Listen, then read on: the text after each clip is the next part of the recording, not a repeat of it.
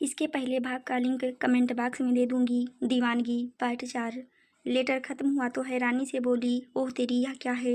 नाज जल्दी से भागकर रिसेप्शन पर गई। यहाँ रिद्धि बैठी हुई थी। नाज ने आकर रिद्धि को लेटर दिया और बोली, रिद्धि यह देख, एक 7 स्टार होटल वाले मुझे बुला रहे हैं। उनके यहाँ मेन चीफ रखेंगे मुझे, और सैलरी देख, 1 साल का पैकेज 15 लाख का। रिद्धि भी हैरान हो गई। उसने भी लेटर रीड की जिसमें नाज के नाम की ज्वाइनिंग भी लिखी हुई थी। उसे परसों से ज्वाइन भी करना था। उसकी फ्लाइट टिकट भी ऑनलाइन बुक की हुई थी। रिद्धि ने हैरानी से नाज की तरफ देखा तो बोली, नाज यह सच में तुम्हें आया है। नाज अजीब सा देखकर, और क्या है यार, चल अंकल से बात करते हैं, देखते हैं कोई फ्रॉड तो नहीं कर रहा, छोड़ूंगी नहीं उस फ्रॉड करने वाले को। रिद्धि और नाज दोनों वहां से अंकल के केबिन की तरफ चली गईं। अंकल आज वो भी कैफे आए थे। दोनों जल्दी से अंदर गईं। मैनेजर भी वहीं पर था। नाज को देखकर वो मुस्कुराने लगा। नाज ने उस पर कोई ध्यान नहीं दिया और अंकल के पास बैठ गई और लेटर देकर बोली, अंकल यह देखिए, मुझे किसी होटल से जॉब ऑफर आई है। 7 स्टार होटल है। अंकल और मैनेजर ने जैसे सुना वो भी हैरान हो गए। अंकल वो लेटर पढ़ने लगे। जैसे जैसे वो लेटर पढ़ रहे थे वो भी हैरान हो रहे थे। नाज ने अंकल को देखते हुए कहा, अंकल कोई फ्रॉड तो नहीं होगा, चेक करें एक बार। अंकल का चेहरा उदास हो गया। वो नाज को देखकर बोले, नाज तू अपने अंकल को छोड़कर जाएगी। नाज भी उदास सी हो गई। फिर बोली, अंकल हम एक बार कन्फर्म तो कर ही सकते हैं, मुझे बस जानना है, मैं नहीं जाऊंगी, पक्का प्रॉमिस। अंकल के चेहरे पर स्माइल आ गई और बोले, ठीक है मैं बात करता हूँ, एक बार इस होटल में। नाज ने हामी सर हिला दिया। अंकल ने अपने फ़ोन से लेटर में दिए हुए नंबर पर कॉल किया। वो उठकर थोड़ा साइड में चले गए। अंकल के उठते ही मैनेजर नाज के पास बैठ गया। नाज ने घूर कर उसे देखा तो जल्दी से वापस खड़ा हो गया। नाज उसे इग्नोर करके फिर वापस अंकल को देखने लगी। अंकल जैसे जैसे बात कर रहे थे उनके चेहरे के एक्सप्रेशन बदलने लगे। थोड़ी देर बाद फ़ोन कट किया और गहरी सांस लेकर वो अपने चेहरे पर मुस्कुराहट लिए नाज की तरफ मुड़ गए। नाज और रिद्धि गौर से अंकल को देख रही थी। अंकल उनके पास आकर नाज को देखकर बोले, नाज बेटा कोई फ्रॉड नहीं है, हम ऑनलाइन भी फूड डिलीवर करते हैं ना। किसी ने तुम्हारा बटर चिकन टेस्ट किया था, वो उसी होटल का ऑनर था। अब वो तुम्हें अपने होटल में चीफ रखना चाहते हैं। नाज और रिद्धि हैरानी से अंकल को देखने लगी। अंकल ने कहा, बेटा तुम्हें जाना चाहिए, 2 महीने के लिए तुम्हें राजस्थान में रहना है, बाद में तुम्हें मुंबई ब्रांच में शिफ्ट कर देंगे। वहाँ वो ट्रेनिंग के लिए बुला रही हैं तुम्हें। नाज अपनी जगह से उठकर खड़ी हो गई और बोली, अंकल मुझे नहीं जाना, मैं खुश हूँ यहाँ, मुझे बस कंफर्म करना था, बाकी मैं आपको छोड़कर कहीं नहीं जाने वाली। 2 साल से यहाँ पर हूँ, अब ऐसे थोड़ी जा सकती हूँ मैं। अंकल थोड़ा घबरा गए। फिर बोले, बेटा तुम्हें जाना चाहिए, नथिंग इज परमानेंट, तुम्हें अपने फ्यूचर को देखना चाहिए। बहुत अच्छी सैलरी है, मैं तो इतनी अच्छी सैलरी नहीं दे सकता, लेकिन अब तुम्हें इतना अच्छा ऑफर मिला तो उसे जाने मत दो। बस 2 महीने की बात है, फिर तो वापस मुंबई ही आ जाओगी। नाज हैरानी से, अंकल आप बोल रहे हो मुझे जाने के लिए। अंकल मुस्कुराकर, हाँ बेटा, मैं तुम्हें आगे बढ़ते देखना चाहता हूँ, मेरी बेटी जैसी हो तुम। अगर तुझे तरक्की मिल रही है तो मैं बहुत खुश हूँ। रिद्धि भी नाज के पास जाकर बोली, हाँ नाज तुम्हें जाना चाहिए, इतना अच्छा ऑफर हर बार नहीं मिलता, तू कितनी टैलेंटेड है। अगर तेरे टैलेंट की मांग है मार्केट में, तुम्हें भी आगे बढ़ना चाहिए। मैं भी बहुत खुश हूँ तुम्हारे लिए। नाज उदास होकर, लेकिन तू अकेली रह जाएगी, तुम्हें छोड़कर मैं कैसे जा सकती हूँ। रिद्धि मुस्कुराकर, तू तो 2 साल से मेरे साथ है, उससे पहले भी तो अकेली ही रहती थी, और 2 महीने की तो बात है, उसके बाद तो तू वापस आ जाएगी, तुम्हें ज़रूर जाना चाहिए। नाज अंकल और रिद्धि को देखने लगी। बेचारा मैनेजर उदास चेहरा लिए नाज को देख रहा था। नाज ने उदास सा चेहरा बनाकर कहा, लेकिन मैं तो कभी मुंबई से बाहर गई नहीं, राजस्थान में कहाँ रहूँगी। अंकल बेटा वहाँ तेरे रहने का इंतज़ाम किया गया है, तुम टेंशन मत लो, एयरपोर्ट से तुम्हें खुद पिक करने आएंगे। नाज के चेहरे पर मुस्कान आ गई। वो भागकर अंकल के सीने से लग गई और बोली, थैंक यू अंकल, आपने हमेशा पापा की तरह मुझे प्यार दिया, मैं आपको कभी नहीं भूल सकती। अंकल उसके सर पर हाथ रखकर, मैं भी तुम्हें कभी नहीं भूल सकता, खूब तरक्की करना ज़िंदगी में, मैं भगवान से प्रे करूँगा राजस्थान तुम्हारी ज़िंदगी का टर्निंग पॉइंट हो, जब भी वापस आओ खुशी खुशी वापस आओ। नाज इमोशनल हो गई सुनकर।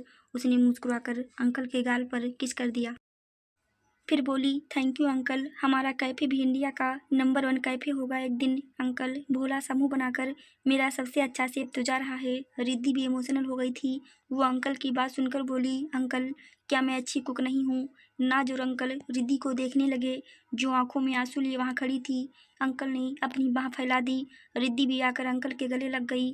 अंकल ने उसके सर पर हाथ फेर कर बोला, अब तेरे सर पर ही चलाऊंगा कैफ़े को, तुम्हें नहीं जाने दूंगा कहीं भी। अंकल से मिलने के बाद दोनों उनसे अलग हुईं। नाज की नज़र मैनेजर पर गई, जो रो रहा था। नाज का दिल पिघल गया और वो मैनेजर के पास जाकर बोली, थैंक यू सर, आप बहुत अच्छे मैनेजर हो। हाँ, लेकिन मुझ पे टाइम वेस्ट करने से अच्छा है आप कोई अच्छी लड़की देखकर घर बसा लीजिए। 1-2 साल और निकल गए, फिर आंटी भी नहीं मिलेगी आपको। नाज की बात पर सबके उदास चेहरों पर स्माइल आ गई। अंकल ने फ़ोन में कुछ किया, फिर नाज से कहा, नाज तेरी इस मंथ की सैलरी तेरे एसी में डाल दी है, दूसरे स्टेट जा रही है। अगर ज़रूरत हुई तो कॉल करने से झिझकना मत। नाज ने हामी सर हिला दिया। अंकल ने उसे घर जाकर पैकिंग करने के लिए कह दिया। उसे कल सुबह ही निकलना था। रिद्धि को भी उसके साथ ही छुट्टी दे दी। नाज सारे स्टाफ से मिली। किसी को पहले यकीन नहीं हुआ कि नाज ने जॉब छोड़ दी। फिर सब इमोशनल भी हो गए। इमोशनल तो नाज भी हो गई थी, लेकिन वो अपनी इमोशनल साइड बहुत कम दिखाती थी लोगों को, इसलिए सबके साथ हंसी मजाक करते हुए मिली।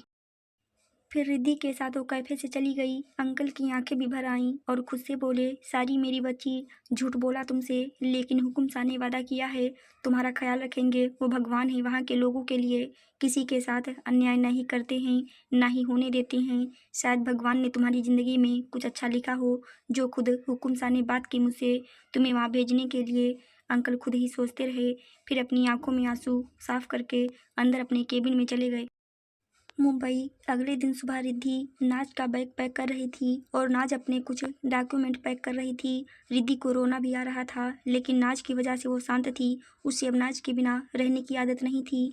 दोनों 2 साल से साथ ही रह रही थी। कहीं भी जाती तो दोनों साथ में ही जाती थीं। यहाँ तक कि मार्केट भी। नाज की फ्लाइट 12 बजे की थी। आज भी रिद्धि ने उसे बड़ी मुश्किल से सुबह उठाया और तैयार करवाया। ब्लैक ड्रेस में वो बहुत खूबसूरत लग रही थी। बाल लूज छोड़ लिए और पैरों में वाइट शूज। नाज ऐसी ड्रेसेस में बहुत क्यूट और बच्ची सी लगती थी। नाज को खुशी भी थी और दुख भी हो रहा था मुंबई से दूर जाने का। वो कभी मुंबई से बाहर नहीं गई थी।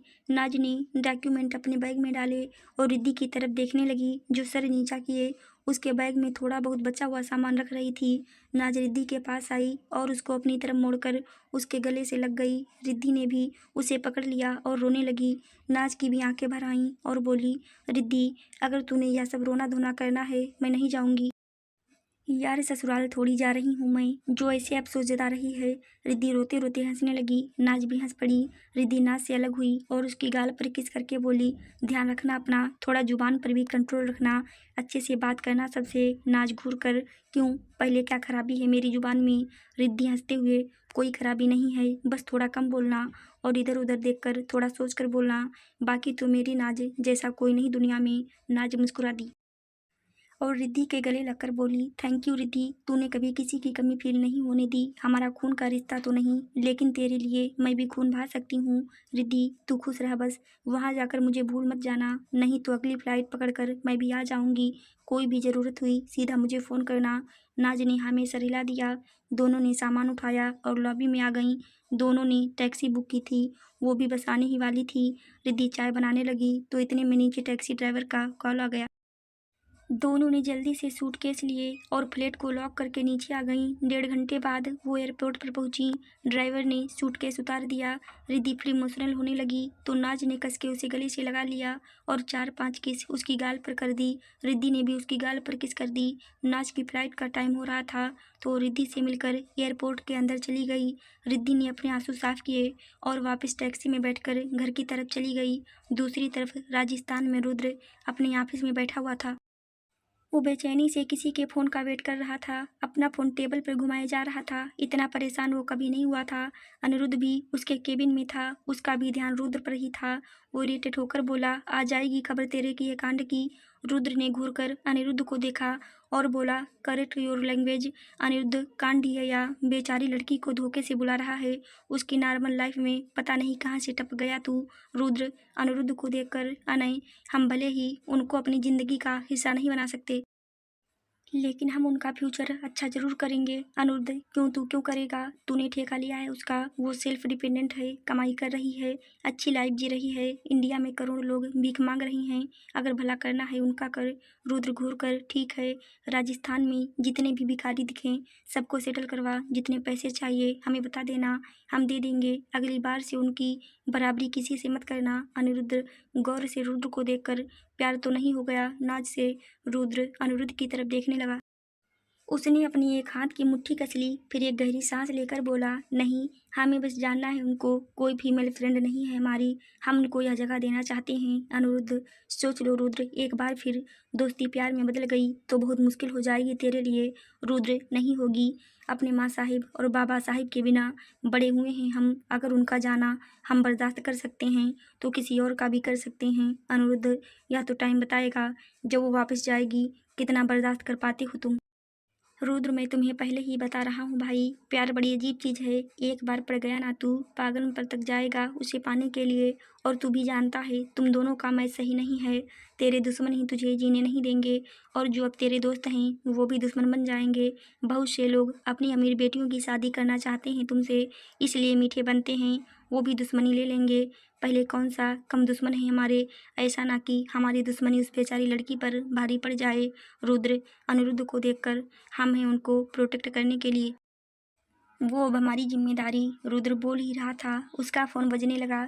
रुद्र ने फ़ोन देखा तो उठाकर कान पर लगा लिया। दूसरी तरफ से कोई बोला, हुकुम सा, मैडम की फ़्लाइट 15 मिनट में लैंड हो जाएगी।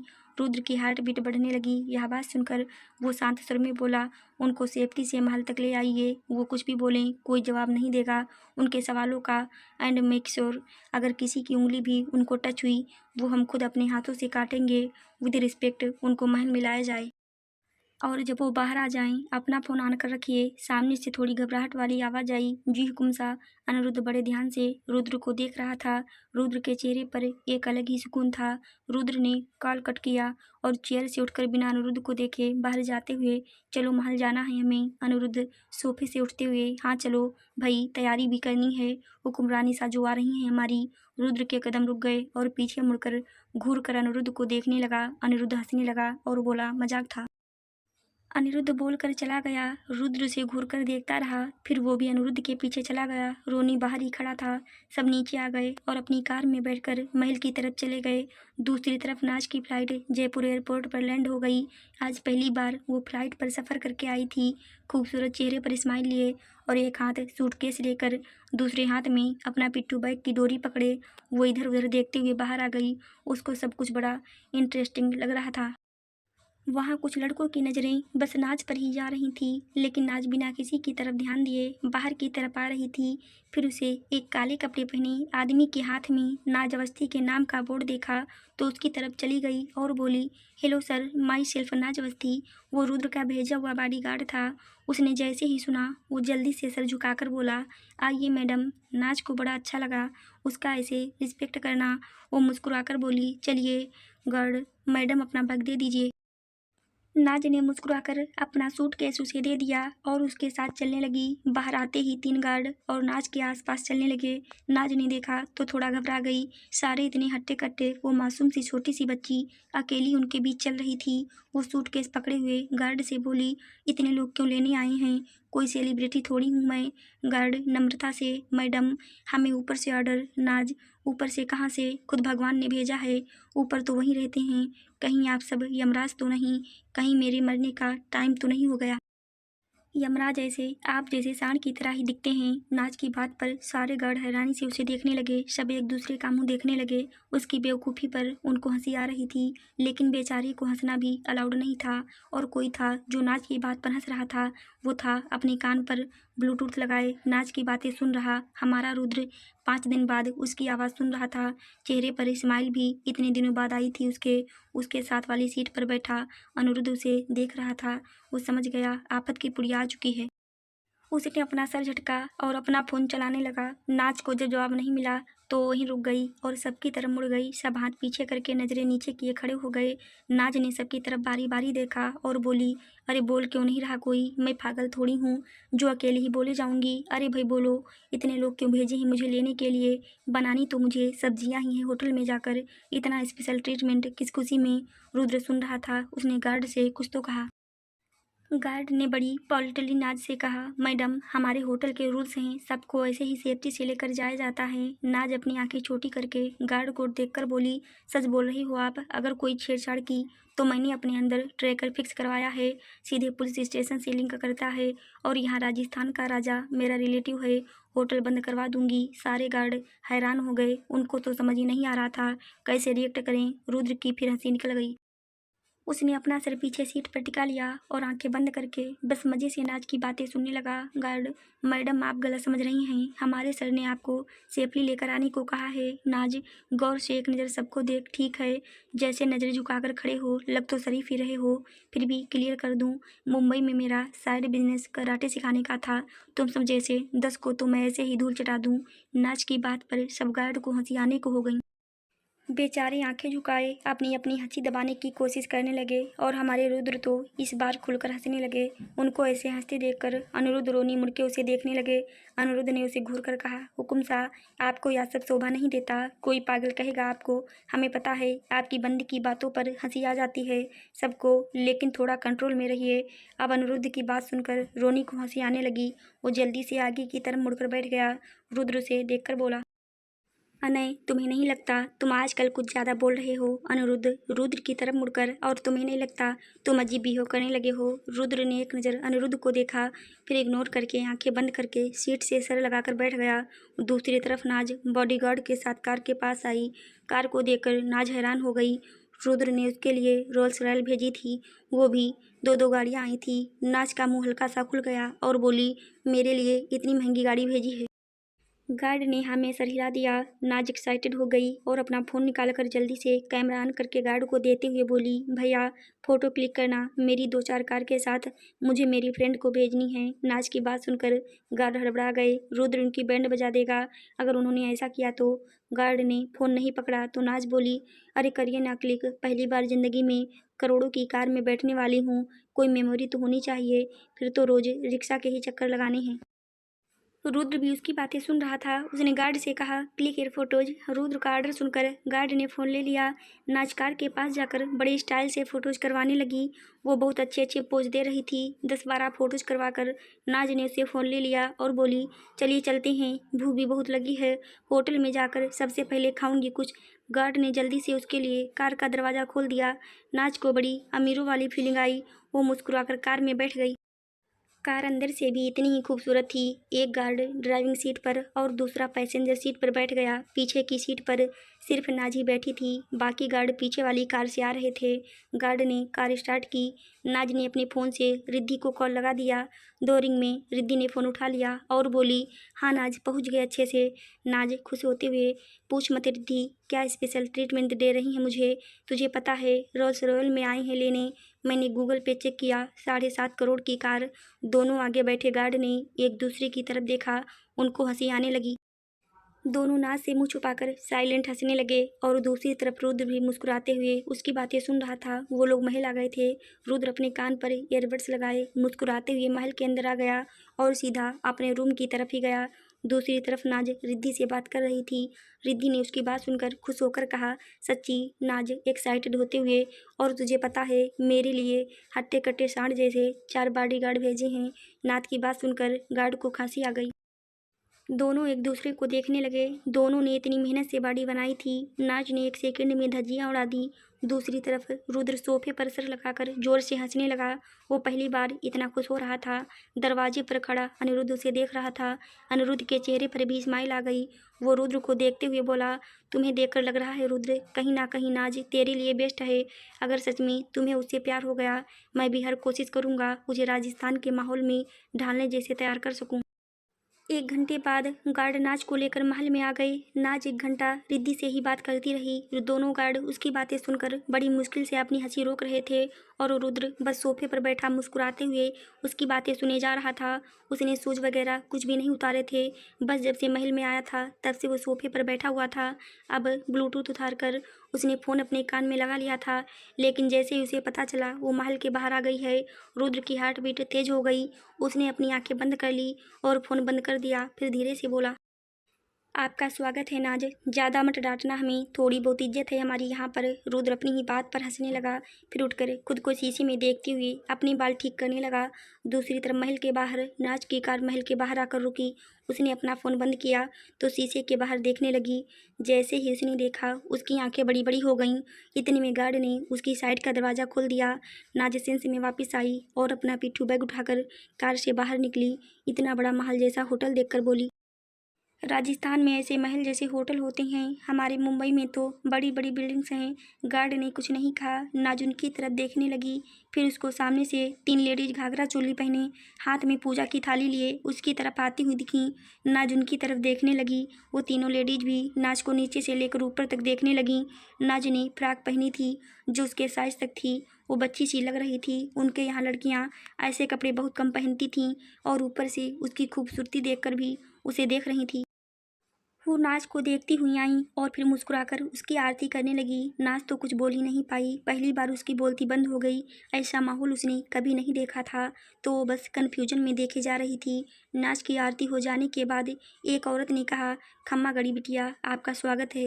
नाज कन्फ्यूजन में खम्मा गड़ी मतलब सब उसके सवाल से मुस्कुराने लगे। तो औरत बोली, बेटे हमारे यहाँ जब कोई मिलता है खम्मा गड़ी बोला जाता है। नाज मुस्कुराई और बोली, ओह ओके ओके, खम्मा गड़ी आंटी जी आप सबको भी। नाज ने हाथ जोड़कर कहा। सब फिर मुस्कुरा दिए। औरत ने फिर कहा, बेटा आपको गड़ी खम्मा बोलना है। नाज मुस्कुराकर, अच्छा ऐसा है, गड़ी खम्मा आप सबको, मुझे अच्छा लगा आपने जैसे वेलकम किया मेरा। सब ने मुस्कुराकर सर हिला दिया। फिर एक औरत ने आकर नाज के गले में बहुत खूबसूरत सा पतली सी फूलों की माला पहना दी। नाज तो खुश हो गई यह सब देखकर। फिर वो औरतें नाज को अंदर ले जाने लगीं।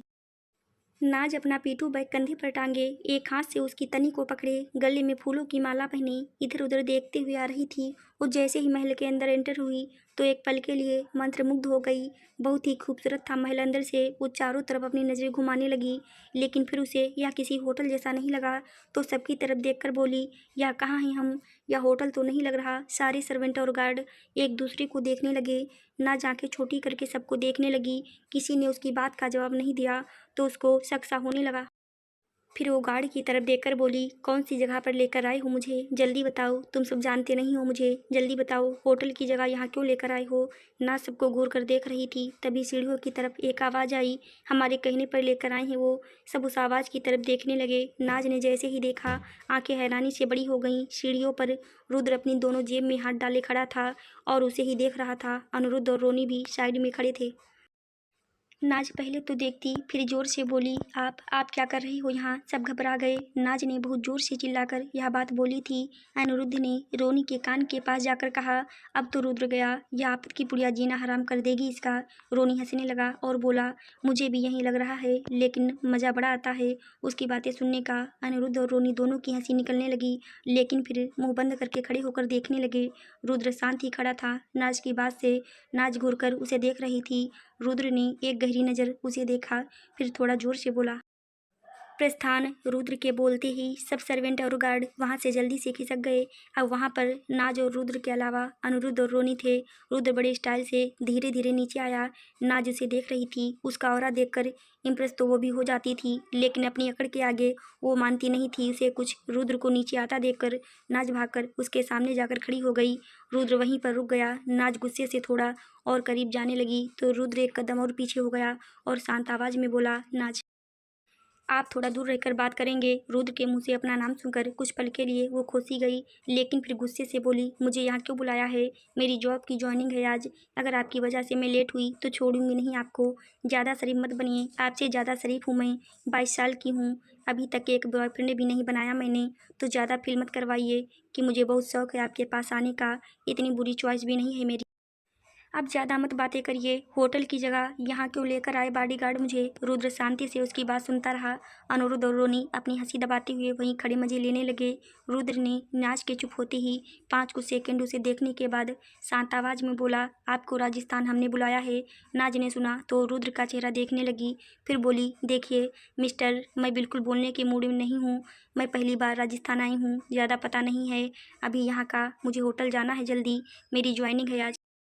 आपसे फिर कभी निपटूंगी, अभी जा रही हूँ मैं, फिर कभी पूछ लूँगी आपसे। 2 महीने यहीं पर ही हूँ। इतना बोलकर नाज जल्दी से मुड़ गई और दरवाजे की तरफ जाने लगी। तभी पीछे से रुद्र बोला, आपको जॉब लेटर हमने ही भिजवाई थी, किसी होटल में जॉब नहीं मिला आपको। नाज के कदम जाते जाते रुक गए। रुद्र उसे पीछे से देखता रहा। अनिरुद्ध और रोनी सीढ़ियों पर खड़े सब देख रहे थे। नाज वापिस रुद्र की तरफ मुड़ गई और बोली, क्या मतलब आपका। रुद्र चलकर उसके थोड़ा पास आया और नाज को देखकर बोला, नाज हमने बुलाया है आपको यहाँ, आपको किसी होटल से ऑफर लेटर नहीं आया, वो लेटर हमने भिजवाई थी आपको। रुद्र बोल ही रहा था कि एक जोरदार थप्पड़ रुद्र के गाल पर पड़ा जो नाज ने उसे गुस्से से मारा था। अनिरुद्ध और रोनी तो शॉक्ड में खड़े हो गए। दोनों जल्दी से रुद्र की तरफ आने लगे तो रुद्र ने उन्हें हाथ दिखाकर पीछे ही रोक दिया और गुस्से से नाज को घूरने लगा। उसने भी उम्मीद नहीं की थी नाज उसे थप्पड़ लगा देगी। नाज गुस्से से घूरते हुए बोली, इसके आगे की कहानी जानने के लिए देखिए कहानी का अगला 5वां भाग। दोस्तों, अगर आपको कहानी अच्छी लगी हो तो मेरे चैनल को लाइक शेयर सब्सक्राइब ज़रूर करें। फिर मिलते हैं दोस्तों कहानी के अगले भाग में। तब तक के लिए धन्यवाद।